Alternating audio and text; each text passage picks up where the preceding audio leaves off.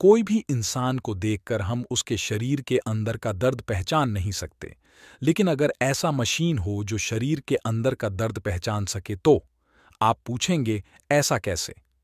तो आज हम बात करेंगे ऐसे ही मशीन के बारे में जिसका नाम है सोनोग्राफी। आज का यह वीडियो आपके मन के अंदर के सोनोग्राफी के सभी सवालों का जवाब देगा। तो बिना किसी देरी के शुरू करते हैं।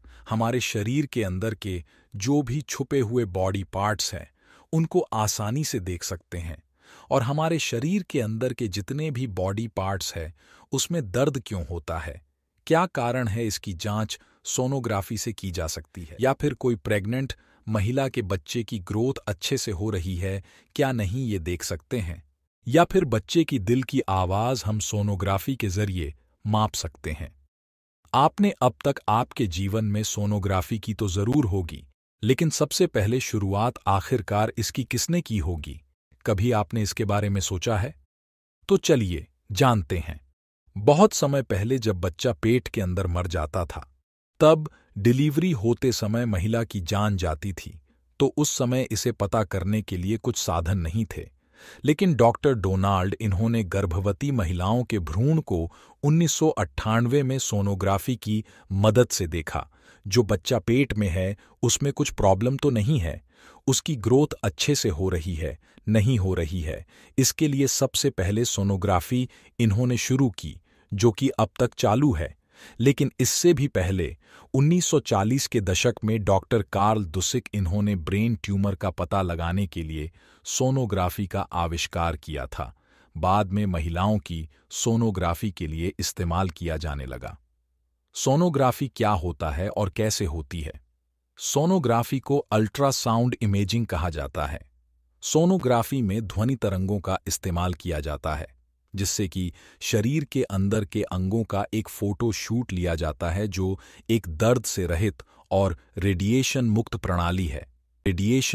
प्रणाली है। अब आप कहेंगे, ये ध्वनि तरंग क्या होता है? ध्वनि तरंग हमारे शरीर के अंदर जाकर शरीर के विभिन्न अंगों को टकराकर वापस लौटती है, और वापस लौट के बाद वह सोनोग्राफी मशीन में इमेज तैयार करती है, और उसे ही हम सोनोग्राफी कहते हैं। सोनोग्राफी कैसे होती है?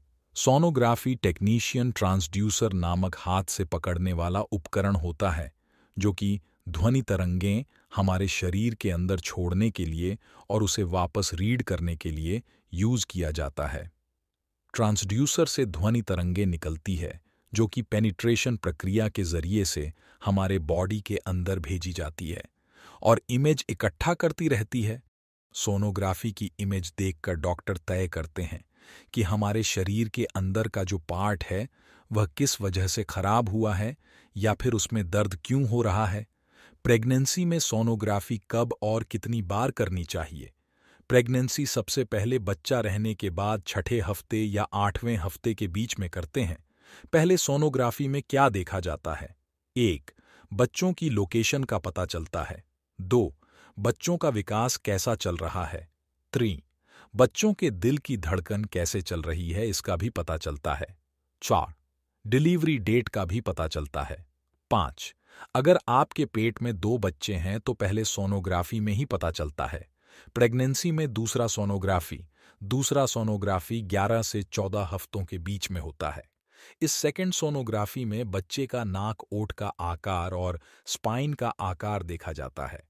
वहां से बच्चे को जो ब्लड क्लॉट जा रहा है वह भी अच्छे से जा रहा है कि नहीं, यह भी चेक करते हैं। यह सोनोग्राफी के बाद मां का ब्लड टेस्ट किया जाता है। तीसरी सोनोग्राफी जो होती है 18 से 20 हफ्ते के बीच में की जाती है। इस सोनोग्राफी में बच्चे का लिंग का भी पता चल सकता है, इसलिए यह सोनोग्राफी करते समय डॉक्टर एक फॉर्म भर के लेते हैं। कानूनी तौर से गर्भ में बच्चों का लिंग परीक्षण करना कानूनी अपराध है।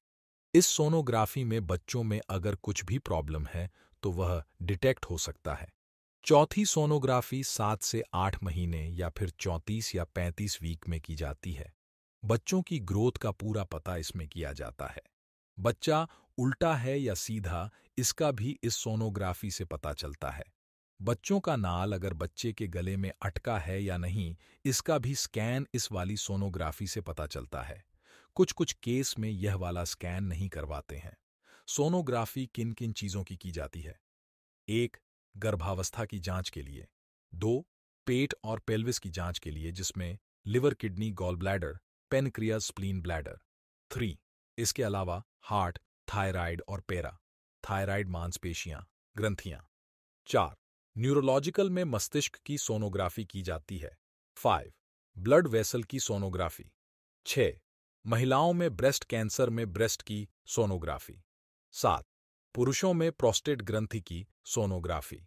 इसके अलावा आंखों की सोनोग्राफी। ये सब सोनोग्राफी के प्रकार है और इन सभी पार्ट्स की सोनोग्राफी की जा सकती है। बार बार सोनोग्राफी करवाने से शरीर को कोई नुकसान होता है क्या? और सोनोग्राफी सेफ एंड सिक्योर होता है क्या? सोनोग्राफी वेव्स जो होती है वह सोनोग्राफी जेली के थ्रू हमारे पेट के अंदर भेजी जाती है, जिससे कि हम सारे अंगों को डिटेल में देख सके। ये जो अल्ट्रासाउंड होती है वह पूरी तरह हार्मलेस होती है, इसलिए उसका कोई भी साइड इफेक्ट नहीं है। आप चाहे जितनी बार कर सकते हैं। सोनोग्राफी करने के लिए कितने पैसे लगते हैं? भारत में सोनोग्राफी की कीमत अलग अलग होती है। यह कीमत शहर मेडिकल सुविधाओं पर निर्भर होती है। पहले सोनोग्राफी 1000 से लेकर 2000 रुपए तक होती है। दूसरी सोनोग्राफी 1200 से लेकर 2200 तक की जाती है। तीसरी सोनोग्राफी 1500 से लेकर 3000 तक हो सकती है। 3D और 4D सोनोग्राफी 2000 से लेकर 10,000 रुपए तक हो सकती है। तो आज का ही वीडियो आपको कैसा लगा, आप हमारे कमेंट बॉक्स में हमें ज़रूर लिखिए। इस वीडियो में और कुछ ऐड कर सकते थे क्या, इसके बारे में भी आप बता सकते हैं। और अगर आपको अच्छा लगा है तो आप अपने दोस्तों को इसको ज़रूर शेयर करें।